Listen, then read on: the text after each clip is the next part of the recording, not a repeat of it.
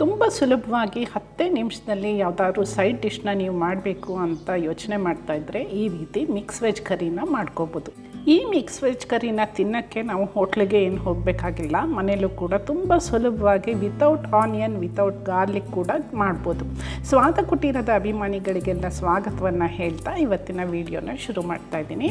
ಮೊದಲಿಗೆ ನಾನಿಲ್ಲಿ ಒಂದು ಪಾತ್ರೆಯಲ್ಲಿ 2 ಟೊಮೆಟೊನ ಕಟ್ ಮಾಡಿ ಹಾಕಿ ಚೆನ್ನಾಗಿ ಬೇಯಿಸ್ಕೊಂಡಿದ್ದೀನಿ. ಈಗ ಇದನ್ನು ತಣ್ಣಗಾದ್ಮೇಲೆ ಇದು ಸಿಪ್ಪೆ ಎಲ್ಲ ತೆಗೆದು ಪಕ್ಕಕ್ಕೆ ಇಟ್ಕೊತೀನಿ.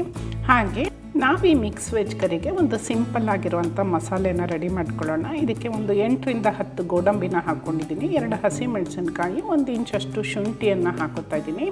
ಜೊತೆಗೆ ಸ್ವಲ್ಪ ಫ್ಲೇವರ್ಗೆ ಅಂತ ಹೋಲ್ ಸ್ಪೈಸಸ್ನ ಕೂಡ ಹಾಕೋತಾ ಇದ್ದೀನಿ. ಒಂದು ಅರ್ಧ ಚಮಚದಷ್ಟು ಜೀರಿಗೆ, 1 ಚಮಚದಷ್ಟು ಅಚ್ಚಮೆಣಸಿನ ಪುಡಿ, ಒಂದು ಅರ್ಧ ಚಮಚದಷ್ಟು ಅರಿಶಿನ, 1 ಚಮಚದಷ್ಟು ಧನಿಯಾ ಪುಡಿ, ಹಾಗೆ 2 ಸ್ಪೂನ್ನಷ್ಟು ಹುರುಗಡ್ಲೆನ ಹಾಕ್ಕೊಂಡು ನಾವು ಈಗಾಗಲೇ ಬೇಯಿಸ್ಕೊಂಡಿರುವಂಥ ಟೊಮೆಟೊಗಳನ್ನ ಕೂಡ ಇದಕ್ಕೆ ಹಾಕ್ಕೊಂಡು ಮಿಕ್ಸಿಯಲ್ಲಿ ನುಣ್ಣದಾಗೆ ಗ್ರೈಂಡ್ ಮಾಡ್ಕೊತೀನಿ. ನೀವು ಸ್ವಲ್ಪ ಕ್ವಾಂಟಿಟಿ ಜಾಸ್ತಿ ಬೇಕು ಅಂದರೆ 2 ಟೊಮೆಟೊದ ಬದಲಾಗಿ 4 ಟೊಮೆಟೊನ ಯೂಸ್ ಮಾಡ್ಬೋದು. ನೆಕ್ಸ್ಟ್ ಈಗ ನಾನು ಒಂದು ಪ್ಯಾನ್ಗೆ ಬೆಣ್ಣೆನ ಹಾಕೋತಾ ಇದ್ದೀನಿ. ಬೆಣ್ಣೆ ಹಾಕೊಳ್ಳೋದ್ರಿಂದ ರುಚಿ ತುಂಬ ಚೆನ್ನಾಗಿ ಬರುತ್ತೆ. ಹಾಗೆ ಎಲ್ಲ ಸ್ಪೈಸಸ್ನು ಸೇರಿ ಒಂದು ಸಣ್ಣದಾಗಿ ಒಗ್ಗರಣೆಯನ್ನು ಮಾಡ್ಕೊತೀನಿ. ನೀವು ಬೆಣ್ಣೆ ಬದಲಿಗೆ ತುಪ್ಪ ಕೂಡ ಯೂಸ್ ಮಾಡ್ಬೋದು, ಎಣ್ಣೆ ಕೂಡ ಯೂಸ್ ಮಾಡ್ಬೋದು. ಬೆಣ್ಣೆ ಹಾಕಿದ್ರೆ ಸ್ಪೆಷಲ್ ಟೇಸ್ಟೇ ಬರುತ್ತೆ. ಈಗ ನಾವು ರುಬ್ಕೊಂಡಿರೋ ಅಂಥ ಮಸಾಲೆನ ಇದಕ್ಕೆ ಹಾಕಿ 2 ರಿಂದ 3 ನಿಮಿಷ ಇದನ್ನು ಚೆನ್ನಾಗಿ ಕುದಿಸ್ಕೊತೀನಿ. ಅದು ಎಣ್ಣೆ ಅಥವಾ ಬೆಣ್ಣೆ ನೀವೇನು ಹಾಕಿರ್ತೀರ ಅದ್ರ ಮೇಲೆ ಸ್ವಲ್ಪ ತೇಲ್ದಂಗೆ ಆಗಬೇಕು. ಜೊತೆಗೆ ಗ್ರೇವಿ ಕೂಡ ಸ್ವಲ್ಪ ಗಟ್ಟಿ ಆಗಬೇಕು.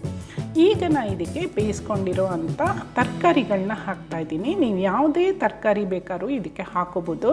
ನಾನು ಇದಕ್ಕೆ ಹುರುಳಿಕಾಯಿ, ಕ್ಯಾರೆಟು, ಆಲೂಗೆಡ್ಡೆ, ಬಟಾಣಿನ ಹಾಕ್ತಾಯಿದ್ದೀನಿ.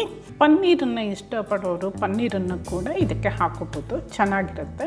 ಈಗ ಇದು ತಿಕ್ಕಾಗಬೇಕು, ಸ್ವಲ್ಪ ಗಟ್ಟಿ ಆಗಬೇಕು, ಗ್ರೇವಿ ಕನ್ಸಿಸ್ಟೆನ್ಸಿಗೆ ಬರಬೇಕು. ಮತ್ತು ತರಕಾರಿಗಳಿಗೆ ನಾವು ಹಾಕಿರುವಂಥ ಮಸಾಲೆ ಫ್ಲೇವರ್ ಎಲ್ಲ ಹಿಡ್ಕೋಬೇಕು. ಹಾಗಾಗಿ ಒಂದು 2 ರಿಂದ 3 ನಿಮಿಷ ಕುದಿಸ್ತೀನಿ.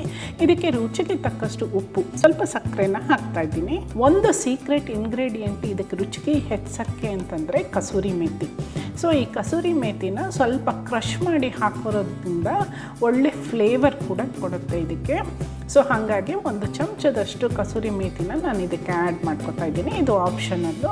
ನಾವು ಬೇಯಿಸಿರುವಂಥ ವೆಜಿಟೇಬಲ್ಸ್ ಹಾಕಿರ್ತೀವಲ್ಲ ಅದರಲ್ಲಿ ಸ್ವಲ್ಪ ನೀರಿರುತ್ತೆ, ಅದೆಲ್ಲ ಹೋಗಿ ಗ್ರೇವಿ ಸ್ವಲ್ಪ ತಿಕ್ನೆಸ್ ಬರಬೇಕು, ಕನ್ಸಿಸ್ಟೆನ್ಸಿ ಸರಿಯಾಗಿ ಅಡ್ಜಸ್ಟ್ ಮಾಡಬೇಕಾಗತ್ತೆ. ಈಗ ನಾನು ಇದಕ್ಕೆ ಚಪಾತಿಗಳನ್ನ ರೆಡಿ ಮಾಡ್ಕೊತಾ ಇದ್ದೀನಿ. ನೀವು ಬೇಕಾದ್ರೆ ಇದನ್ನು ಇಡ್ಲಿ, ಪೂರಿ, ದೋಸೆ ಯಾವುದ್ರ ಜೊತೆಗಾದರೂ ಹಾಕ್ಕೊಂಡು ತಿನ್ಬೋದು. ಈವನ್ ಜೀರಾ ರೈಸು, ಬಿರಿಯಾನಿ ಎಲ್ಲದಕ್ಕೂ ಈ ಸೈಡ್ ಡಿಶ್ಶು ತುಂಬ ಚೆನ್ನಾಗಿ ಸೂಟ್ ಆಗುತ್ತೆ.